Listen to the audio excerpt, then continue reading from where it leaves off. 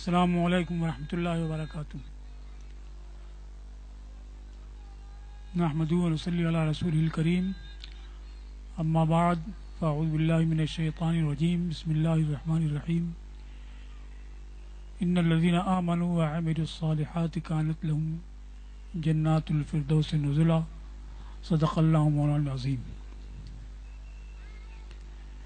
ایک بار درود شریف پڑھ لیں. اللہم صلی علی سیدنا و نبینا و مولانا محمد مبارک وسلم. صلاۃ و سلام علیک یا رسول اللہ. کیونکہ دوستوں نے میری اجازت کے بغیر بار بار میری تقریر کا اعلان کر دیا، اس لیے میں ان کی بات سچی کرنے کے لیے حاضر ہو گیا ہوں. ورنہ جو پروگرام کل سے چل رہا ہے اور آج ہو رہا ہے اور 10 بجے شب تک چلتا رہے گا، یہ ہماری اور آپ کی ضرورت ہے کہ ہم دین سے واقف ہوں، اپنے صحیح عقائد، اپنے صحیح احکام اور اعمال سے واقف ہوں اور صحیح طرح سے ان کی بجاوری کی کوشش کریں. تحریک سنی دعوت اسلامی دین اور علم اور عمل ان سب کو عام کرنے کی کوشش کر رہی ہے. جلسوں کے ذریعے، اجتماعات کے ذریعے اور ہفتہ وار محفلوں کے ذریعے، مدرسوں کے ذریعے، اسکولوں کے ذریعے اور کتابوں کے ذریعے، تقریروں کے ذریعے جو بھی ان احباب کی وسعت میں ہوتا ہے، دین کے فروغ کے لیے، اپنے بھائیوں کے نفع کے لیے اس کو عمل میں لانے کی کوشش کرتے ہیں. اب آپ حضرات کی ذمہ داری یہ ہے کہ ان ذرائع سے استفادہ کریں اور اپنے دین کو، اپنے عمل کو درست کرنے، فروغ بخشنے اور روشنی دینے کی کوشش کریں. یہ ہماری اور آپ کی ذمہ داری ہوتی ہے. اور اسی سلسلے میں یہ 2 روزہ اجتماع گلبرگہ شریف کی سرزمین پر بھی منعقد ہوا ہے تاکہ آپ حضرات زیادہ سے زیادہ فائدہ حاصل کر سکیں. اس سلسلے میں دارالعلوم جماعت رضائے مصطفیٰ کے جلسہ رضا پوشی کی تقریب بھی ہوئی اور جو دارالعلوم 1988 عیسوی میں قائم ہوا ایک چھوٹی سرزمین پر، اس کے لیے آج سے تقریباً 15 برس پہلے ایک وسیع و عریض زمین حاصل کی گئی تھی. اب اس وسیع و عریض زمین پر سنگ بنیاد رکھ دیا گیا ہے مسجد کا اور مدرسے کا، تاکہ وہاں سے علم اور عمل دونوں کی راہیں کشادہ ہوں اور اہل اسلام زیادہ سے زیادہ مستفید ہو سکے. رب تبارک و تعالی نے ارشاد فرمایا ہے کہ بے شک جو ایمان لائے اور جنہوں نے نیک کام کیا ان کے لیے فردوس کے باغات مہمانی کے لیے ہیں. دوسری جگہ ارشاد ہے ان الذین آمنوا وعملوا الصالحات سیجعل لهم الرحمن ودا. اور بھی اس مضمون کی کچھ فرق کے ساتھ بہت سی آیتیں ہیں. بے شک جن لوگوں نے جو لوگ ایمان لائے اور جنہوں نے نیک کام کیے، اللہ ان کے لیے عنقریب مقبولیت رکھ دے گا. فردوس کے باغات ملنے کے لیے یا رب تبارک و تعالیٰ کی مقبولیت حاصل کرنے کے لیے ضروری ہے کہ آدمی ایمان اور عمل صالح سے آراستہ ہو. ایمان کا مطلب یہ ہوتا ہے کہ اللہ تبارک و تعالی کی ذات اور اس کی صفات پر جیسے ایمان ہونا چاہیے ویسے ایمان لائے. اسی طریقے سے ملائکہ اور رسولوں کی ذات پر جس طریقہ سے ایمان ہونا چاہیے اس طرح سے ایمان لائے اور دین کی تمام باتوں پر اور تمام نصوص قطعیہ پر صحیح طور سے آدمی کا ایمان ہو. تفصیل اگر نہیں جانتا ہے تو کم از کم اجمالاً اس کا یہ ایمان ہو کہ رب تبارک و تعالی کے جو بھی احکام ہیں ان سب پر میرا ایمان ہے. اس طریقے سے جب انسان ایمان لائے گا پھر رب تبارک و تعالی نے جو فرائض مقرر کیے ہیں ان کے اوپر عمل کرے گا تو وہ ایمان اور عمل صالح والا ہوگا اور اسی کے لیے خدا کی مقبولیت اور جنت کی مہمانی ہے. اور جو ان دونوں شرطوں پر نہیں اترے گا اس کے لیے یہ خوشخبری اور یہ بشارت نہیں ہے. اس لیے سب سے پہلے انسان کو تو اپنا اعتقاد درست کرنا چاہیے کہ ہمارا ایک ہی خالق مالک ہے. اسی نے ہم کو ساری دنیا کا وجود بخشا ہے. وہ تمام نقائص اور عیوب سے پاک ہے. اس کے لیے کوئی بھی عیب ہونا ممکن نہیں ہے، چاہے جھوٹ ہو یا غیبت ہو، چوری ہو. کسی طریقے کا کوئی عیب جو مخلوق میں ہو سکتا ہے وہ باری تعالیٰ کے لیے عقلاً محال اور ناممکن ہے.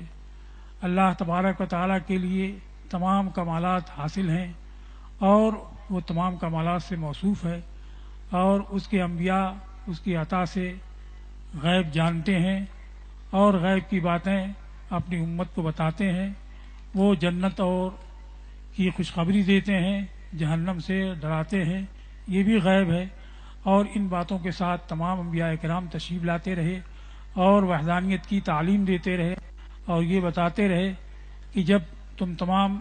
معبودان باطل کو چھوڑ کر کے ایک اللہ کی طرف مائل ہو جاؤ گے، اس کے رسول کو مان لو گے، تبھی تم آخرت میں نجات پاؤ گے اور وہاں کی تم دائمی اور ابدی خوشگوار زندگی حاصل کر سکو گے. ایمان کے بعد عمل صالح ہوتا ہے. عمل صالح صرف نماز، روزہ، حج، زکوٰۃ تک محدود نہیں ہے، بلکہ ہم زندگی گزارتے ہیں تو اپنی زندگی میں ماں باپ، بھائی بہن، بھتیجے، رشتہ دار، اقارب، محلے والے، پڑوس والے، ہر ایک سے سابقہ پڑتا ہے اور ہر ایک کے حقوق کو صحیح طور سے ادا کرنا یہ بھی ہمارے ذمہ ہوا کرتا ہے. ان سارے حقوق کو جب ہم ادا کریں گے اور ہر ایک کے مرتبے کا اور ہر ایک کے حق کا لحاظ رکھیں گے تبھی ہم عمل صالح والے ہوں گے. اسی طریقہ سے رب تبارک و تعالی نے اگر یہ ارشاد فرمایا وما خلقت الجن والانس الا لیعبدون کہ میں نے جن و انس کو صرف اپنی عبادت کے لیے پیدا فرمایا ہے، لیکن اس کا مطلب یہ نہیں ہے کہ انسان محض گوشہ نشین ہو جائے، کسی جنگل اور صحرا کی راہ لے لے اور محض یوں ہی وہ عبادت کرتا رہے اور فاقہ مستی کی زندگی گزارتا رہے. یہ کچھ لوگ تو کر سکتے ہیں اور اگر کر لیا انہوں نے تو اگر کسی کی حق تلفی نہیں کی ہے تو یہ ان کے حق میں جائز اور درست بھی ہوگا، لیکن ساری دنیا اس پر نہ چل سکتی ہے، نہ اس کے چلنے کی ترغیب دی گئی ہے کہ دنیا سے کنارہ کش ہو جاؤ، لوگوں سے الگ تھلگ ہو جاؤ اور صحرا نشین بن جاؤ. عام زندگی یہی ہے کہ لوگوں کے ساتھ انسان زندگی بسر کرتا ہے اور ایک دوسرے کے حقوق سے، معاملات سے اس کو سابقہ پڑتا ہے اور اپنی اس زندگی کو گزارنے کے لیے اس کو کسب معاش بھی کرنا پڑتا ہے. یعنی اپنی زندگی کی گاڑی کھینچنے کے لیے، کھانے پینے کے لیے، پہننے کے لیے، رہنے سہنے کے لیے اس کو انتظام کرنا پڑتا ہے اور ان سب انتظامات کے کرنے کے بعد ہی وہ اپنی زندگی کے سے عہدہ برا ہو سکتا ہے اور اپنی زندگی گزار سکتا ہے. اس لیے رسول اللہ صلی اللہ تعالی علیہ وسلم نے ارشاد فرمایا طلب و کسب الحلال فریضۃ بعد الفریضہ، حلال روزی حاصل کرنا یہ بھی فرائض کے بعد فرض ہے. تو اللہ تبارک و تعالی نے جو عبادات ہمارے ذمے فرض کی ہیں ان کو صحیح طور سے بجا لانا یہ تو ہمارے ذمے ہے ہی، لیکن اس کے ساتھ ساتھ اپنی زندگی گزارنے کے لیے حلال روزی کمانا یہ بھی ہم پر فرض ہے. قرآن کریم میں ارشاد فرمایا گیا اذا نودی للصلاۃ من یوم الجمعۃ فاسعوا الی ذکر اللہ وذروا البیع، جب جمعہ کے دن اذان جمعہ کی دی جائے تو اللہ کے ذکر کی طرف تیزی سے نکل پڑو اور خرید و فروخت چھوڑ دو۔ تو ذکر الہی کے وقت تو خرید و فروخت چھوڑ دینے کا، تجارت ترک کر دینے کا، اور کوئی بھی ایسا کام جو نماز میں خلل انداز ہونے والا ہے اور اقامت جمعہ سے باز رکھنے والا ہے، اس سے الگ ہو جانے، کنارہ کش ہونے کا حکم ہے۔ لیکن جب نماز سے فارغ ہو گئے، فرض الہی کو ادا کر لیا، تو اس کے بعد کیا فرمایا گیا ہے؟ فَإِذَا قُضِيَتِ الصَّلَاةُ فَانتَشِرُوا فِي الْأَرْضِ وَابْتَغُوا مِن فَضْلِ اللَّهِ، جب نماز پوری ہو جائے تو زمین میں پھیل جاؤ اور اللہ کا رزق تلاش کرو، اللہ کا فضل تلاش کرو۔ تو یہ انسان کی ذمہ داری ہوتی ہے کہ وہ اپنی زندگی گزارنے کے لیے، اپنے اہل و عیال کی زندگی گزارنے کے لیے روزی بھی حاصل کرے، اور روزی حاصل کر کے باعزت طور پر زندگی گزارے۔ لیکن حدیث پاک میں مطلق نہیں فرمایا گیا ہے کہ طلب الکسب فریضۃ، بلکہ یہ فرمایا گیا طلب و کسب الحلال فریضۃ بعد الفریضہ، حلال روزی حاصل کرنا یہ فرائض کے بعد فرض ہے۔ اور یہی اسلام میں اور دیگر قوموں میں فرق ہے کہ محض دنیا دار انسان زیادہ سے زیادہ دولت اکٹھا کر لینا، زیادہ سے زیادہ سرمایہ جمع کر لینا، زیادہ سے زیادہ مال حاصل کر لینا، اسی کو مطمع نظر بناتا ہے، اور اس کی پرواہ نہیں کرتا ہے کہ اس میں کسی کی حق تلفی ہو رہی ہے، کسی کے ساتھ خیانت ہو رہی ہے، کسی کے مال کی بربادی ہو رہی ہے، کسی کی چوری ہو رہی ہے، اس کی کوئی پرواہ نہیں کرتا ہے، بلکہ صرف یہ کہ زیادہ مال کس طریقے سے ہمارے ہاتھ میں آ سکتا ہے، اتنی ہی کی فکر کرتا ہے۔ لیکن ایک مسلمان کے لیے یہ نہیں ہے کہ جیسے بھی مال حاصل ہو جائے، چاہے وہ جائز ہو یا ناجائز ہو، اس کو سمیٹتا جائے، حاصل کرتا جائے، رکھتا جائے۔ یہ ایک مسلمان کے لیے نہیں ہے۔ ایک مسلمان کے لیے ہے طلب و کسب الحلال، حلال روزی کا حاصل کرنا، یہ فرض ہے، وہ بھی فریضے کے بعد فرمایا گیا۔ بعد الفریضہ کا مطلب یہ ہے کہ اگر فریض الہی کا وقت آ جائے تو اس وقت اپنے اور کاروبار کو چھوڑ دے اور فریض الہی کی ادائیگی کر لے، اس فریضے کی ادائیگی کے بعد پھر وہ اپنے طلب معاش میں لگ جائے۔ حضرت عبداللہ ابن عمر رضی اللہ تعالی عنہما نے مدینہ کے بازار میں دیکھا کہ اذان ہوئی، اور اذان ہونے کے ساتھ ساتھ دکاندار نے اپنی دکان چھوڑ دی، کاشتکار نے ہل بیل چھوڑ دیا، باغ سینچنے والا نے اپنے رہٹ کو، کنویں کو چھوڑ دیا، لوہار نے اپنی بھٹی کو چھوڑ دیا، اور ہر شخص مسجد کی طرف دوڑتا ہوا چلا جا رہا ہے۔ گویا کہ اب دنیاوی کاروبار سے ان کو کوئی مطلب ہی نہیں ہے، کوئی سروکار ہی نہیں ہے۔ کیا تجارت کر رہے تھے، کیا کاشتکاری کر رہے تھے، کیا فروخت کر رہے تھے، کیا خرید رہے تھے، اس سروکار ہی خرید و فروخت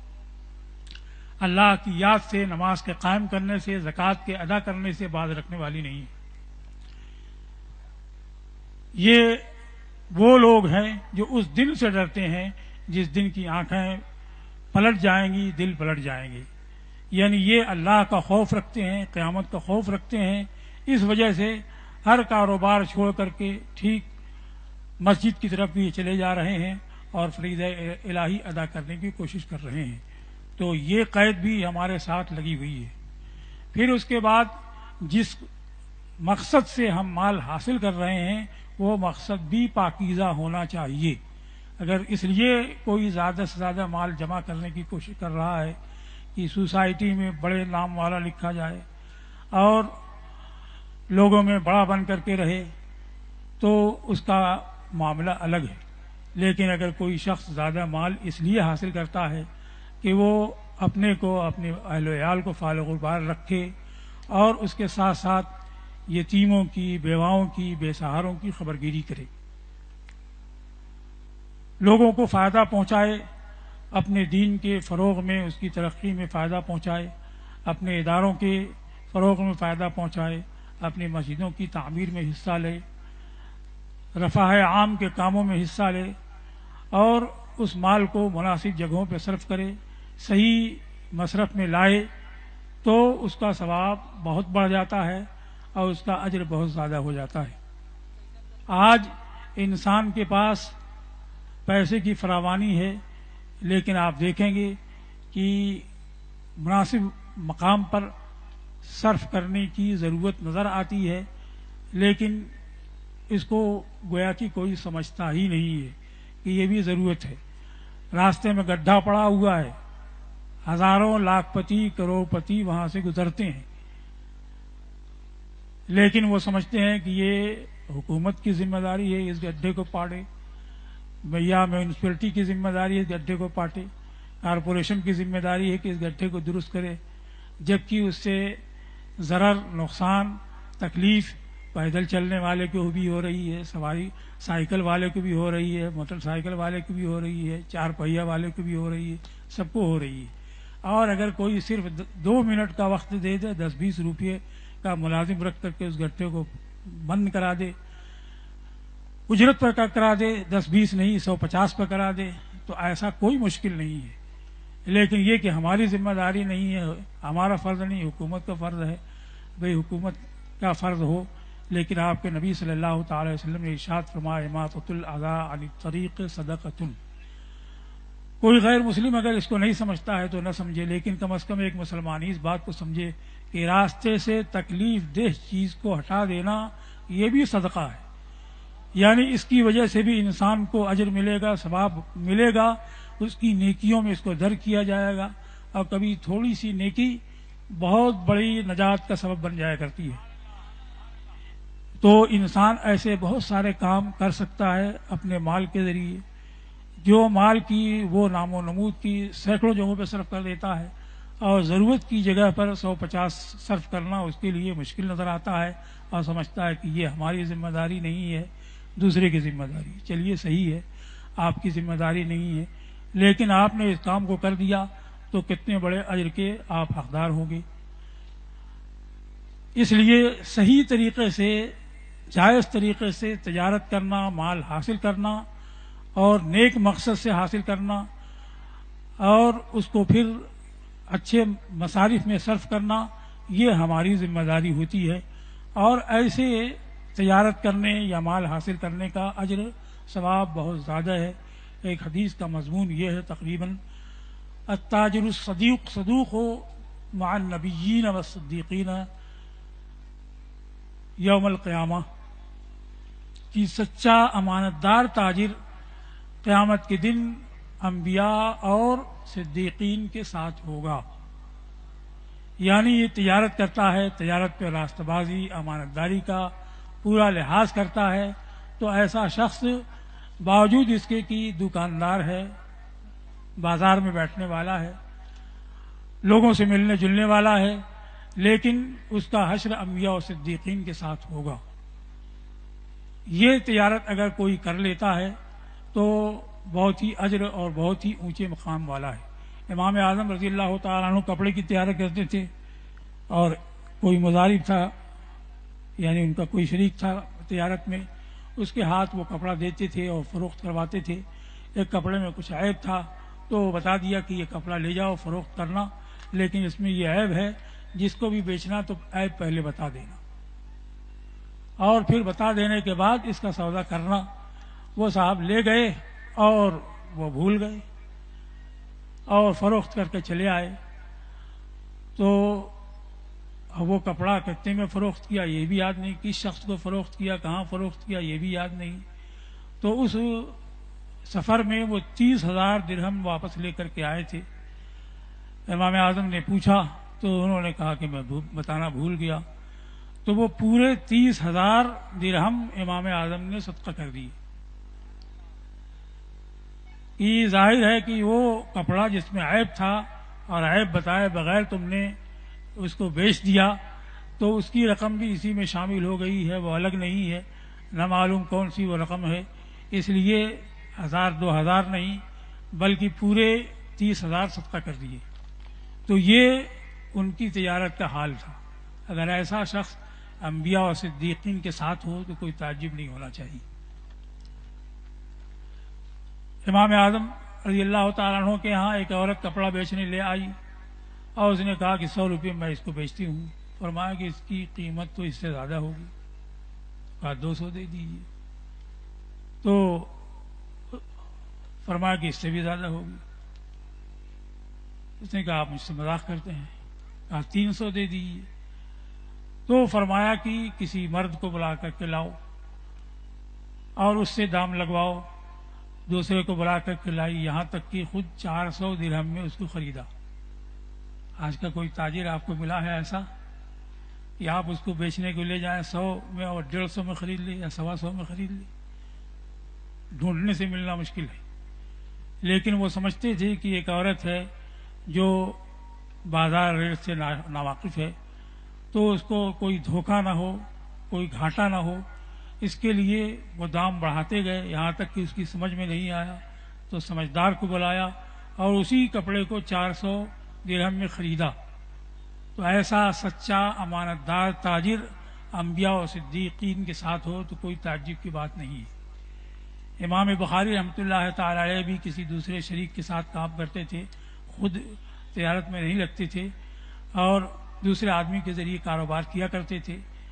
تو ایک مرتبہ ان کا سامان تجارت آیا، کچھ خریدار آ گئے، رات کو سامان پہنچا، خریدار بھی پہنچ گئے۔ ان لوگوں نے کہا کہ 5000 درہم کے نفع پر یہ ہم کو بیچ دیجیے، تو انہوں نے فرمایا کہ کل جواب دوں گا۔ کل صبح ہوتے ہی کچھ دوسرے لوگ آ گئے، انہوں نے کہا کہ 10,000 درہم کے نفع پر ہم کو یہ مال بیچ دیجیے،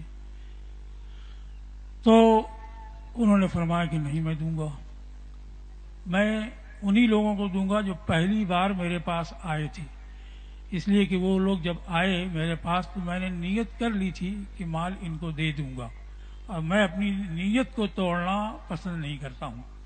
اس لیے 10,000 کے خریداروں کو چھوڑ کر کے 5,000 کے خریداروں کو وہ سامان دیا۔ تو ایسے بھی تاجر گزرے ہیں، آپ بھی ان کے نقش قدم پر اگر چلنے کی کوشش کرتے ہیں اور حلال حاصل کرنے کی کوشش کرتے ہیں، امانت داری راست بازی کی کوشش کرتے ہیں اور اس کے ساتھ ساتھ اپنے مال کو کار خیر میں صرف کرنے کی نیت رکھتے ہیں، ضروری اور مناسب جگہوں پر صرف کرنے کی نیت رکھتے ہیں، تو آپ کا یہ کسب حلال، آپ کی یہ تجارت،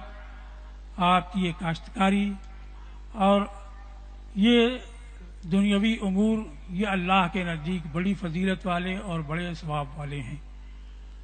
اور یہ آپ کے اوپر فرض بھی کیا گیا ہے کہ دوسرے کے اوپر بار گراں بن کے نہ رہیں بلکہ اپنے کسب کی کوشش کریں۔ تو اس طریقے سے آپ کے اوپر بہت سے معاملات ہیں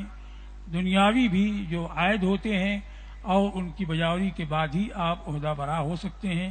اور اسی کے بعد آپ مستحق ہوں گے الذین آمنوا وعملوا الصالحات کی، جو ایمان لائے اور نیک کام کیے۔ صرف نمازیں ادا کر لی لیکن دکان میں پہ بیٹھا تو سراسر جھوٹ بولتا جا رہا ہے، خیانت کرتا جا رہا ہے، لوگوں سے ملتا جلتا ہے، تو ان کی غیبت، ایک دوسرے کی غیبت کر رہا ہے، اب اس کے پڑوسی ہیں ان کے حقوق ادا نہیں کرتا ہے، اس کے بھائی بند ہیں ان کے حقوق ادا نہیں کرتا ہے، تو یہ شخص عمل الصالحات والا نہیں ہوا۔ پورا عمل صالح والا جبھی ہوگا کہ تمام احکام اسلامیہ کی رعایت کرے، ان کی پاسداری کرے اور ان کو عمل میں لانے کی کوشش کرے۔ میں نہیں کہتا کہ آپ ایک ہی دن میں ہو جائیں گے، لیکن اگر آپ احکام اسلامی کو ہم سمجھتے ہیں اور اس بات کا احساس رکھتے ہیں کہ ہم اللہ کے بندے ہیں اور اللہ ہی کے حضور ہم کو حاضر ہونا ہے، تو ہماری زندگی جو چند روزہ ہے اور وہ زندگی جو کہ دائمی ہے، اور اس زندگی کے مقابلے میں وہاں کا صرف ایک دن یہاں کی 50,000 سال کے ایام کے برابر ہوگا، 50,000 سال کی مدت کے برابر ہوگا صرف آخرت کا ایک دن۔ تو آپ کے لیے کوئی مشکل نہیں ہوگا کہ آپ پوری زندگی احکام الہی کے مطابق گزاریں، ایک دوسرے کے حقوق کی رعایت میں گزاریں، عبادت کی حفاظت میں گزاریں، یہ آپ کے لیے کوئی مشکل نہیں ہوگا، جبکہ آپ کا یہ تصور ہو کہ ہم کو محض اس دنیا کے لیے نہیں بلکہ ایک اور جہان کے لیے پیدا کیا گیا ہے، جیسا کہ ہمارے آقا صلی اللہ تعالی وسلم نے ارشاد فرمایا الدنیا مزرعۃ الآخرہ، دنیا آخرت کی کاشتگاہ ہے، یعنی اصل پھل اس کو وہاں ملنا ہے، اور यहाँ उसको काश्त करने का, बीज लगाने का, खेती करने का मौका दिया गया है। अगर यहाँ नेकियों की खेती करता है तो वहाँ नेक फल उसको मिलेगा, अगर बुराइयों और गुनाहों की भी खेती करता है तो उसको वहाँ बुरा फल मिलेगा। इसलिए इंसान को ख़ास तौर से एक बंदे मोमिन को ये समझना ज़रूरी है कि हमारे ऊपर फ़राइज़ क्या आयद होते हैं और हमको जो रिज़्क़ हलाल की तरफ फ़र्ज़ है तो उसी रिज़्क़ हलाल ही को हासिल करने की कोशिश करें और हराम के करीब न जाएं। अल्लाह तबारक व तआला हम सबको तौफ़ीक़ खैर से नवाजे। व आखिर दवाना अनिल हम्दुलिल्लाहि रब्बिल आलमीन।